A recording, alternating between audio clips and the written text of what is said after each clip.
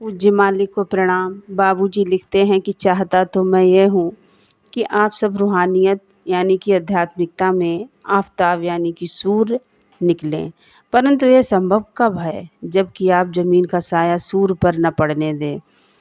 और ये कब मुमकिन है जबकि आप अपने चलने का दायरा ऐसा बना लें कि आपकी रवानी सीधी हो जावे। रवानी यानी चाल। और ये दायरा कब बन सकता है और रवानी यानी चाल सीधी कब हो सकती है जबकि पूरे तौर से ठिकाने का ख्याल रहे। और ठिकाने का ख्याल कब हो सकता है जबकि आप उसके होकर रहें। और अब आप कब उसके हो सकते हैं जब आप अपने आप को खो बैठें। और आप अपने आप को कब खो सकते हैं जबकि सिवाय उसके किसी और का ख्याल दिल में ना रहे। और ये चीज़ कैसे मुमकिन है? अभ्यास करने से। अभ्यास कब मुमकिन है? मोहब्बत और दिलचस्पी से। और मोहब्बत और दिलचस्पी कब पैदा हो सकती है? बराबर ख्याल से। बराबर ख्याल कब मुमकिन है? पक्के इरादे से। और इरादा बांधना कब मुमकिन है? जबकि अपने आराम को कुर्बान करने और सुस्ती को त्यागने पर कमर कस ले, तब। हमारे मालिक सदैव एक जीवित व्यक्ति ही होने चाहिए। उनको आध्यात्मिकता के सभी बिंदुओं और समस्याओं की पूरी जानकारी होती है, क्योंकि वे इस पथ से यात्रा कर चुके हैं और वे जानते हैं किस तरह यात्री लगातार आगे बढ़ता रह सकता है। इसके अलावा उनकी तो हड्डियां भी राम नाम की दिव्य चेतना में सराबोर होती हैं। ये विषय ही इतना शुद्ध और निर्मल है, उनमें संसारिकता की तरंगें नहीं होती। उनके अंदर जो शक्ति प्रभावित हो रही होती है वह पूर्णतः मौलिक, स्वाभाविक और विशुद्ध होती है। उसमें अवांछनीय तत्व लेश मात्र भी नहीं होते। उनके मन की गति भार रहित होती है और तब यह उनके आदेश अनुसार कार्य करना शुरू कर देता है। ऐसा मन जब केंद्र बन जाता है तब वह सब कुछ कर सकता है और वास्तविक शक्ति बन जाता है।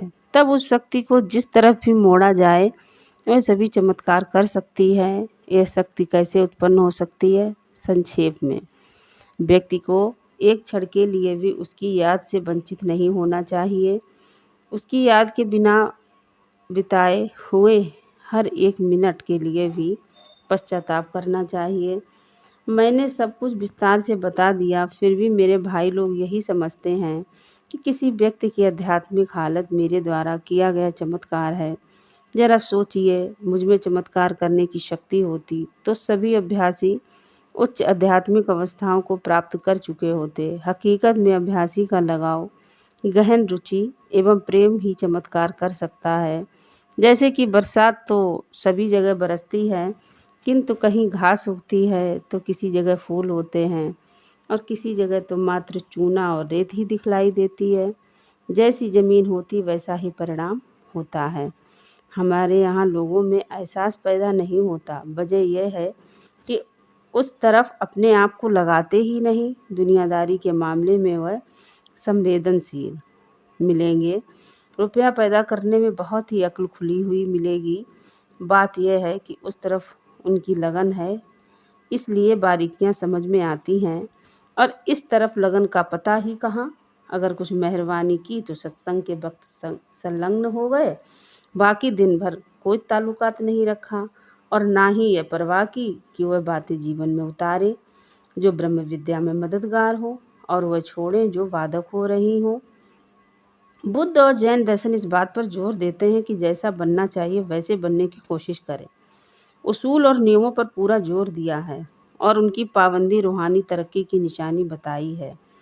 और अपने यहाँ देखिए, हम बुराई को छोड़ना ही नहीं चाहते। बात क्या है कि ध्येय प्राप्ति की तड़प ही नहीं, वरना सब कुछ न्यौछावर करके लग जाते।